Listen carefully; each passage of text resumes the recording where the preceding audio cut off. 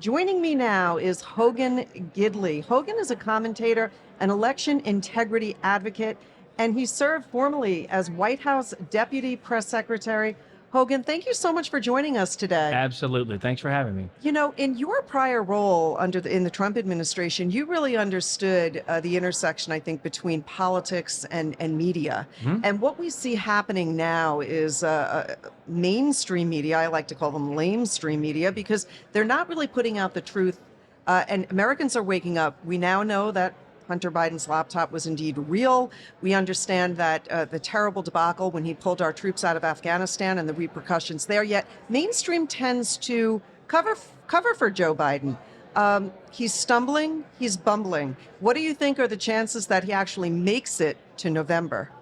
Well, I have long said I would love to see them try to replace him because some people would push for Gavin, some people would push for Kamala, and those who pushed for Gavin, by the Democrats' own definition, would then be sexist and bigoted and racist, of course. Yeah. So I would love to, I'm cheering for that craziness and that chaos, but I still think Biden is the nominee. They've danced with him this long, so I think it'd be really hard to make that switch. I will say it is interesting to watch the media, though, kind of begin to kind of grease the skids for a change. Like they're setting it up where if they do make that switch, it's going to be more palatable, right? By having a lot of those Democrat stalwarts come out and say it's time for Joe to go and he's getting too old and all these things, and just sign off and say I did a great job and I'm going to hand the keys to whoever he wants to hand the keys to. They're setting up for that. But I just don't think that happens. I think Joe Biden and his family want that power and need that power more than most.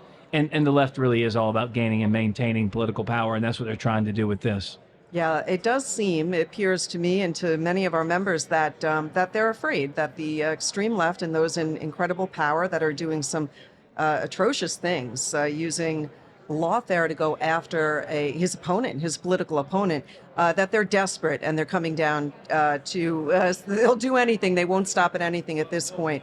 Were recently in South Carolina, I understand. Tell me a little bit about the energy around Donald Trump and his movement on America First policies. Sure. I was fascinated because I lived in South Carolina 20 years. I was executive director of the South Carolina Republican Party way back in 2008. I know a lot of the players still there, but I wanted to go down there, and I told the campaign, I said, listen, I don't want any pay for it, but I'd like to go to some places and try to get a beat on what's going on, but also speak on behalf of the man I know. I worked with Donald Trump in some of the toughest times. I watched him negotiate here domestically with Pelosi and Schumer, but also internationally with President Xi of China and Abe of Japan and Vladimir Putin. I watched that. So I want to tell people I knew Nikki because she was my governor. I know Trump. One of these people is suited for this position, and for the time that we're in right now, one of them isn't. What I was fascinated by was not just the ravenous support for Donald Trump, but people were really angry at Nikki. And I didn't expect to see that. And they were angry for several reasons, because they didn't like that she said she wouldn't run if Donald Trump was running and then did. They didn't like the fact she was relying on billionaire Democrat donors for her fundraising. They hated that. They didn't like, the desire of her campaign and Nikki as a candidate to return to the globalist, corporatist, elitist version of the Republican Party circa early or late 90s, early 2000s. They didn't like that either. And so I think so many of the people saw Donald Trump's America First policies for what they were. Something that catapulted this country to record-setting success and record-setting time, and really propped up all Americans, regardless of race, religion, color, or creed, and they want to return to that. You know, we used to point back to Reagan and go, look how great it was in the 80s. We had these successes 3 years ago. Yeah. So I think a lot of people really want to return to that, and that's what I picked up on the ground there. And one last thing I'll say is the reasons why still baffle me, but, it's one thing to be embarrassed. It's another thing to be humiliated. You're embarrassed in Iowa. You're embarrassed in New Hampshire. You're humiliated in Nevada, where you lost to an empty box that said none of the above. And now you're going to a state where you said on that stage in New Hampshire, everyone knows me best. It's my South Carolina.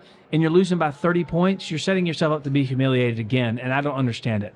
It's hard to understand it. She is ignoring, I think, and this is why people get frustrated, is they're saying, you must not be paying attention to us. Don't you know that we're supporting a return of Donald J. Trump, at least when we poll our members largely in massive percentages. they do hope to see his return. And I just admire that he has been able to weather this storm and stand strong. Now, there are so many issues that are facing America today, and you have done great work on the election integrity front. Tell us a little bit about how do you feel? Are you secure that that a conservative president could get, Donald Trump in this case, could get enough votes to make up for what we know is going to be irregularities? Sure. And the answer to that is yes. I think we're way better off now than we were in 2022. We're way better off in 2022 than we were in 2020. Still a long way to go.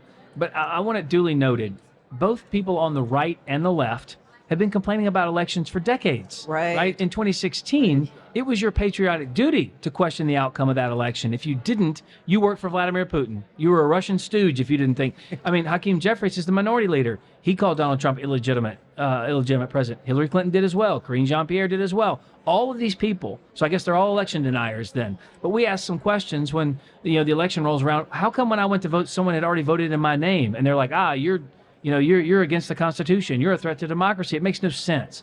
People have had concerns about elections in this country for a long time, whether it be fraud, whether it be anomalies or irregularities or illegalities, as you put it. So it's time to come together to figure out how we protect every legal vote and every legal voter. A lot of states have worked with us, worked with groups on the ground, AMAC and others, have said, how do we get together and figure this out? And we passed laws in 32 states that have some version of an election integrity component to it. But there's still so much resistance out there from a lot of Republicans, too, if I'm being quite honest, because admitting there's a problem implicates their failure. So that's been a challenge we faced in a lot of the Republican ranks. But Democrats just don't want transparency in anything, whether they're trying to trend your kids behind your back, whether what they're teaching critical race theory in school or what they're learning in college, for heaven's sakes. They don't want parents to know anything. They don't want you to know anything about the elections. So they're fighting us tooth and nail on simple pieces of legislation or lawsuits to say, I want someone to monitor a drop box. And they're like, nope, we don't want that.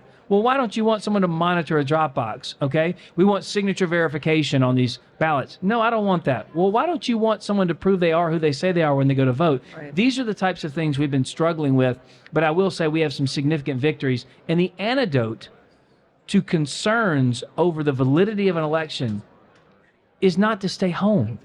It's to go out there and vote, because you can't make these changes unless you get people elected. Oh, that's a great message.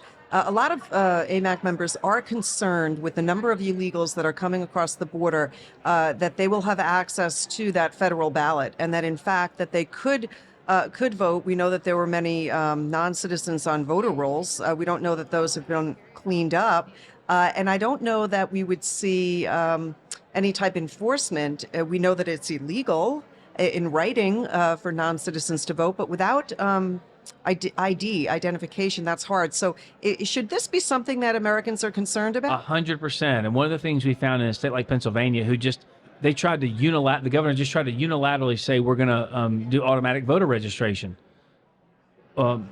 Wait, what? You're just going to automatically do? It is rife with the potential to have people who aren't in this country legally, who do not have a right to be in this country, to have non-American citizens voting in American elections who don't have a stake in this game. And that is a real problem we're seeing across the country. And this goes back to the whole reason they've left the border open. I would argue it's not by accident, it's by design. They want people in this country illegally because they want to get them on the government dime. So eventually they're just going to vote for the party that got them here and pays for their bills in perpetuity. So we have seen this happen a lot. And we've partnered with groups like the Public Interest Legal Foundation, Kim Blackwell, who I work with a lot, a wonderful man. They filed a lawsuit in New York and said, they filed it on behalf of the black community that said, you're disenfranchising our voters. And the left was concerned then because, wait a minute, we usually use both of these groups to help us. Now one group is saying people who aren't in this country are washing out our vote. That's a real problem, right? So we are seeing this across the country in a lot of places, but we are fighting it not just proactively with lawsuits and lawfare, we're fighting it reactively. So whenever we see something, right, we're taking it to the courts, because there is no reason someone who is not an American citizen should be voting in American elections. Yeah, and this is why we're encouraging people, if you see something wrong, if it doesn't look right, say something. 100%. Make sure you know who you're voting for. that's so important, and get out and spread the word. So Hogan, you're here at CPAC. Tell me a little bit about what have you been speaking on any panels? Are you planning on doing I speak at 3:30 today. Very good. I thought that's why all these people were here. Is that not Fabulous. right? Oh, I'm sure it is. Yeah. Yeah, No, you're a popular man. we got a good group to talk about election integrity. Some of the things we've seen in the states. Some of the ways we can work together to win these elections and get people out to vote who don't typically get out to vote. I mean, there are 40 million evangelicals that don't vote every cycle. Wow, If that's a big number. half of them, a third of them voted, we'd never lose. So getting to that group is kind of a significant thing and something I've been working on too. So a lot of things in this space that we can discuss and talk about. And it's not just about shaking your head and going, how do we fix it? It's here's some solutions to do this legislatively. Here's some solutions to doing this legally. But in addition to that, I've never seen more people excited about being a poll watcher or a poll worker or a ballot harvester where it's legal, a ballot chaser where it's legal. I've never seen people wanting to do door knocking like I've seen before, because you have to be in the rooms to see what's going on to be able to report it. So we've done some training sessions in a lot of these states to show them, here are the laws you can and can't do. Here's what you can and can't say. Here's who you can and can't call. And watching them kind of be involved. Look, if you're not at the table, you're on the menu.